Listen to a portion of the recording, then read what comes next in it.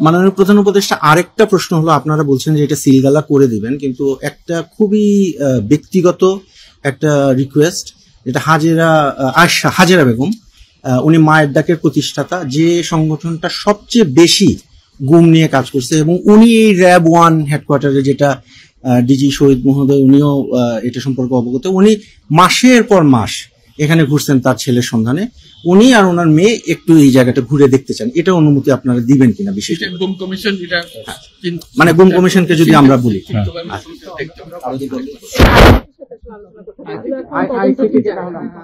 না মানে মানবিক কারণে আমি যে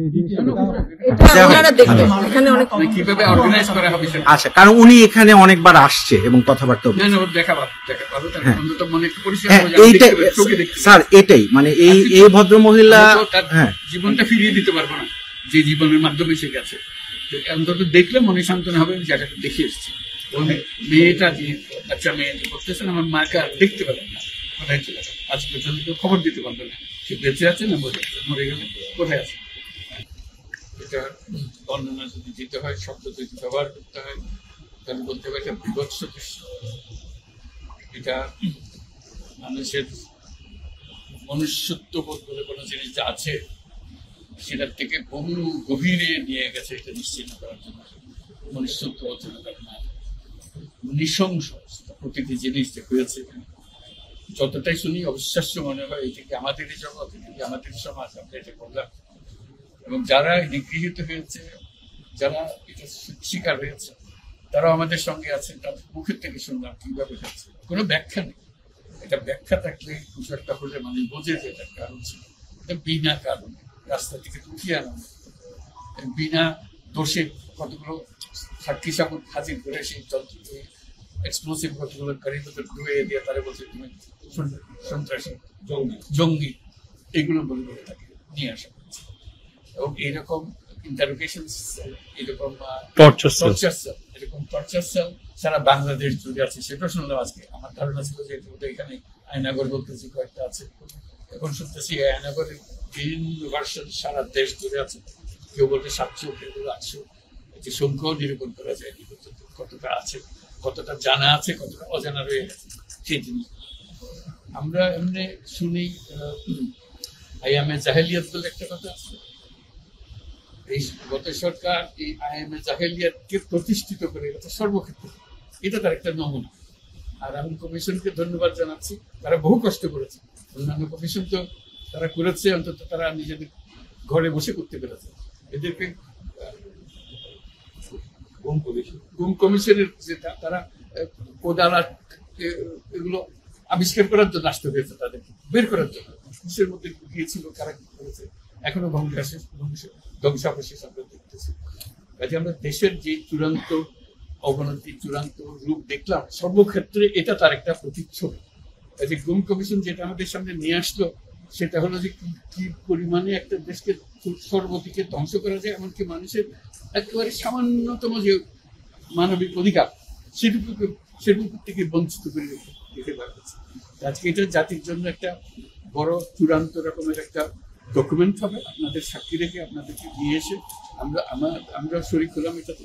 যারা এই ভুক্তভোগী তাদের সঙ্গে কথা বললাম, কয়েকজনের সঙ্গে ভুক্তভোগীদের সংখ্যা আমার জানার মতো 1700 প্লাস, 1750 প্লাস এরকম যারা ভুক্তভোগী।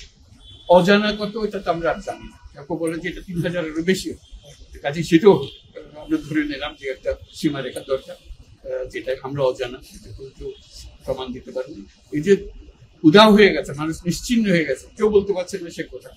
তার মেয়ে আপনাদের সামনেই ছিল আজকে, যে বলছে আমার মাকে কোথায় নিয়ে যাওয়া হয়েছে। আজ 9 বছর ধরে আমরা খোঁজ পাই। সে নিজেও ছিল 11 বছর বয়সে ছিল, মায়ের সঙ্গে ছিল, তাকে দেখে মাকে নিয়ে চলে গেছে। এই হলো সামান্য একটা দৃশ্য। এই দৃশ্য বড় করুণ দৃশ্য। এবং এটার কঠিনতম যে লেসনটা হলো, যারা করেছে তারা আমাদেরই সন্তান, আমাদেরই ভাই, আমাদেরই ঘনিষ্ঠ আত্মীয়, তারাই করেছে। এবং আমরা এই সমাজকে যদি এর থেকে বের করে না আনতে পারি, তাহলে এই সমাজ তো টিকে থাকবে না। যে এভাবে যদি আমাদের হয়, আমাদের সন্তানরা যদি এগুলো করে, এবং তারা যদি এইরকম কাজ করতে পারে, যে মানুষের পক্ষে যেটা সম্ভব। একজন বলছিল যে খুপড়ির মধ্যে তাকে রাখা হয়েছে, গ্রামে তো মুরগির খাঁচা এর চেয়ে বড় হবে, এরকম অবস্থা, মুরগিও নড়াচড়ার যেরকম জায়গা পায় না, ওরও নড়াচড়ার কোনো জায়গা নেই। ওকে ব্যবস্থা রাখা হয়েছে মাসের পর মাস, বছরের পর বছর তাকে ব্যবস্থা রাখা হয়েছে। এটা মানুষের সামনে এখন বিচার রইল, কিভাবে আমরা আবার নতুন করে সব সমাজ করতে পারি, যাতে করে আমরা এই যে এটা আমাদের সবারই অপরাধ যেটা হতে দিয়েছি আমরা দেশে। আজকে আমরা মুক্ত হলাম, সে মুক্ত বাংলাদেশে আমরা যেন নতুন করে আবার সমাজ করতে পারি, এটার থেকে একেবারে অতি দূরে যেন আমরা চলে যেতে পারি। এটার নমুনা, এটার সাক্ষী, এটার যে ডকুমেন্টেশন গুম কমিশনের রিপোর্টের মধ্যে থাকবে, এবং এটা অবশ্য পাঠ্য হিসেবে সবাইকে করতে হবে, এবং তাদের যারা করেছে তাদের বিচার করতে হবে। তা না হলে আমরা নিষ্কৃতি পাবো না করতে, এই যে কাজগুলো করে গেল তা না হলে আমরা আবার মুক্তভাবে বলবো কি করে যে আমরা এই দেশের মানুষ, আমরা পরিষ্কার। যারা করেছে তাদের জন্য আমরা কেন মুক্ত হতে যাবো? তাদের সে বিচার করবো, যদি সবাই বলবে যে এবং উচিত বিচার হয়েছে, তখন আমরা এটা থেকে সেটি হলো আমাদের আবেদন দেশের সবার কাছে, এই বিচারটা যেন আমরা করে ফেলতে।